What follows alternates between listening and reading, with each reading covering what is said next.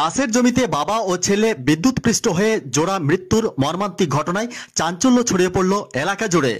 রবিবার দিন দুপুরে ঘটনাটি ঘটেছে মোরারই ১ নম্বর ব্লকের রূপরামপুর গ্রামে। স্থানীয় সূত্রে জানা গেছে, জমিতে হ্যান্ড ট্রাক্টরে চাষ দিচ্ছিলেন বছর ৩০-এর সাকিরুল শেখ। ওই সময় জমিতে সাবমার্সিবল পাম্পের তার পড়ে থাকায় বিদ্যুৎপৃষ্ট হন সাকিরুল। অপরদিকে তার বাবা ৫৫ বছর বয়সী সাদেক শেখ ছেলেকে বাঁচাতে গেলে তিনিও বিদ্যুৎপৃষ্ট হয়ে মাটিতে ছিটকে পড়ে যান।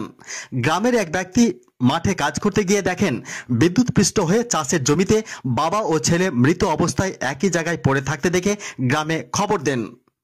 গ্রামবাসী ও পরিবারের লোকজন ঘটনাস্থল থেকে তাদের উদ্ধার করে মোরারই হাসপাতালে নিয়ে গেলে চিকিৎসক তাদের মৃত বলে ঘোষণা করেন।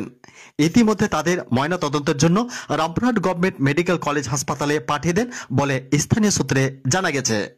ব্যুরো রিপোর্ট, নলহাটি নিউজ এক্সপ্রেসের ক্যামেরায় শুনুন বিস্তারিত। আমি যেটুকু জানলাম যে আমি দুপুরে গেছিলাম, আমাদের বাড়ি ছিল, দুপুরের পরে মানে চাষ করতে গেছিল হ্যান্ড ট্রাক্টর চাষ করতে। তারপরে শুনলাম ওর ছেলের মুখে যে চাষ করতে করতে তার ছিঁড়েছে, তার ছিঁড়ে পড়েছিল, তো লক্ষ্য করেনি। তারে ফার্স্টে ছেলেটাকে বাবাকে ধরেছে, তারপরে ছেলেটাকে ধরেছে, তারপর কেউ খবর পাইনি। আর যাদের সাবমার্সিবল শুনলাম যেটা আমরা যে হ্যান্ডেল নামাই নাকি চলে গেছে, তো বাড়িতেও খবর দেয়। অন্য একটা ছেলে ওর সঙ্গে থাকে, যে দেখছে এই অবস্থা, উনি এসে বাড়িতে খবর দিয়েছে, আর ছেলেরা ওখান থেকে নিয়ে এসেছে। আচ্ছা, যে মারা গেছে, হ্যাঁ, সে বাবাটার নাম কি? বাবাটার নাম সাদেক শেখ, আর ছেলেটার নাম? ছেলেটার নাম সাকিরুল শেখ। তাদের বাড়ি কোথায়? রূপরামপুর।